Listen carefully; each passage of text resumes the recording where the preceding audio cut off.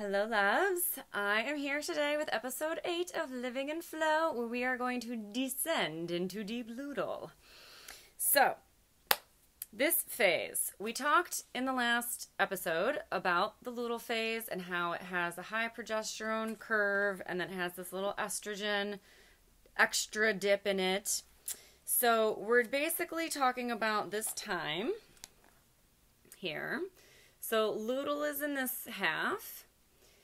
As estrogen declines, it gets a second little wind, progesterone rises, testosterone just stays chill. So what we're talking about, deep luteal, is about 4 to 5 days before you would get your period, and it's as this estrogen is declining. So this is when, when you just wake up that one morning and you go, oh God, I need a nap already. Or you feel just like that bone fatigue, weariness, you're just tired.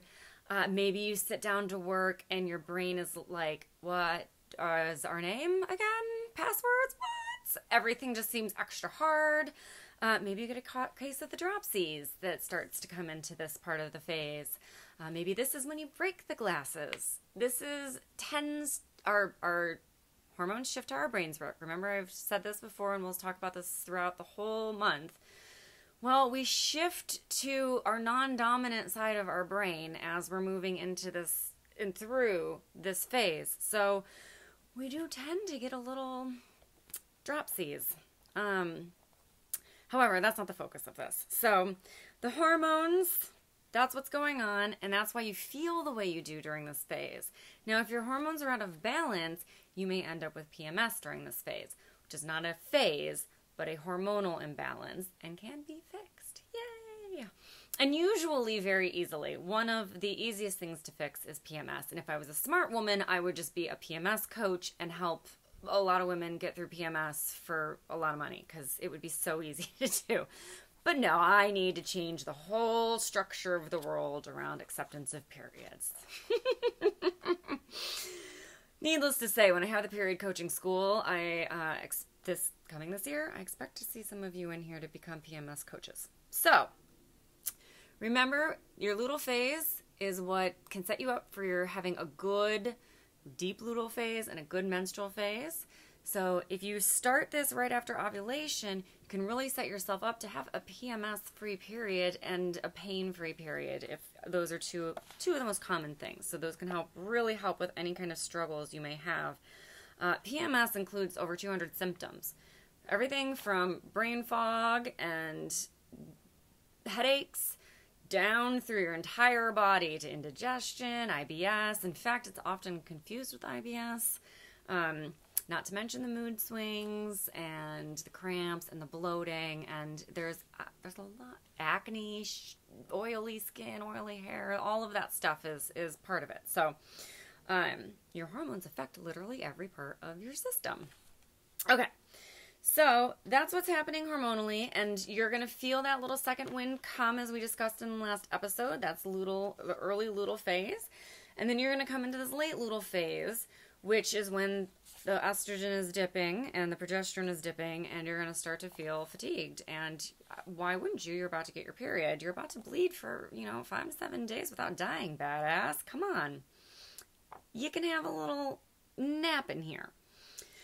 So, again, reading a little bit out of my book, which you are absolutely welcome to grab at theperiodcoach.com.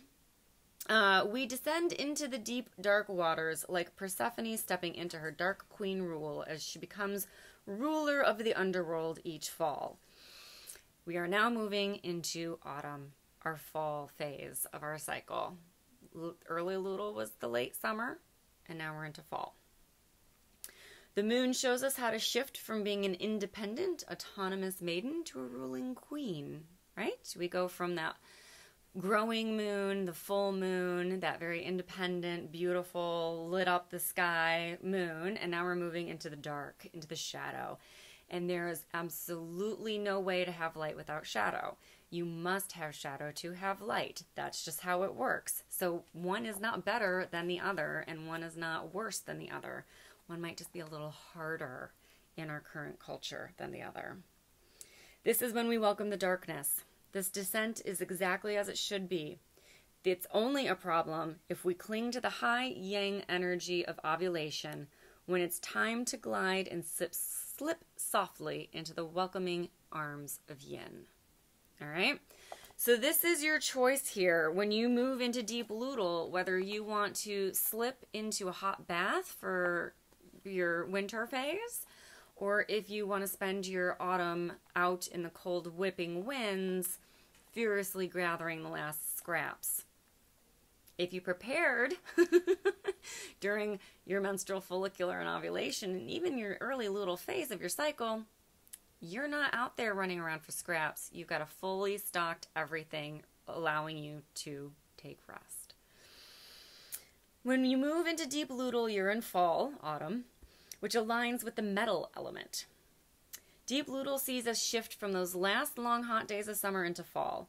The days grow shorter and the leaves turn and drop. The air gets crisp, warning of winter's impending arrival. It's the shift into cozy blankets, steamy cups of hot cacao, and pumpkin everything. I love that deep luteal is metal because it's a time of accumulating blood and replenishing all those zinc and iron stores you used for ovulation. If you'll remember, we talked about that in the ovulation episode.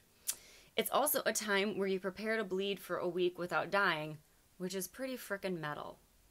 So this is the time in your cycle that's reminding you, nay, screaming out for you to nourish. Nourish. Eat well. Eat well, rest. Yes, you can still see clients. Yes, you can still do work. Yes, you can do those things. But no, don't do all of the excess. Don't make the extra crazy. And if you are working for yourself, if you are your own business, if you are a CEO, if you are in charge of your schedule, if you're a mom who has the ability to move her children about, which, not right now, but if you're a mom that has the ability to move your children about to, say, different play dates for different people, set yourself up to have extra time and rest during this. I'm not saying you got to spend the entire day in bed vegging out, binge watching. I'm not saying don't, but you don't have to. You can just go, I'm going to build in an hour of napping and journaling time. I'm going to take a 2-hour lunch instead of one during these 4 days out of the month, right? So, and odds are that you probably don't need that much time. Most women just need 2 days before their period and the first 2 days of their period, those 4 days. A lot of women need more, and I am definitely one who needs more, but it doesn't have to be full on. So find what works for you, right? Again, this is a structure built literally for you, by you, around you, with you. All you have to do is turn around, look at it, and use it. That's it. You have all of the advantages built right in. You just have to use them. So, all right, next week. So that concludes our phases basics. So next episode, we're going to start talking about rituals. So I'm going to go through the phases once again, but this time we're going to talk about rituals for each of the phases. There's a difference between routine and ritual, which I'm going to talk about next time. And we are going to start with the menstrual phase rituals because, frankly, they're just fun. But then we'll move into the rest of them as well. And we're going to go through the whole shebang once again. And we're going to talk about rituals and ways that you can use my sensual system to your hormonal and life advantage. Yay! Mwah! I'll see you guys in the next episode.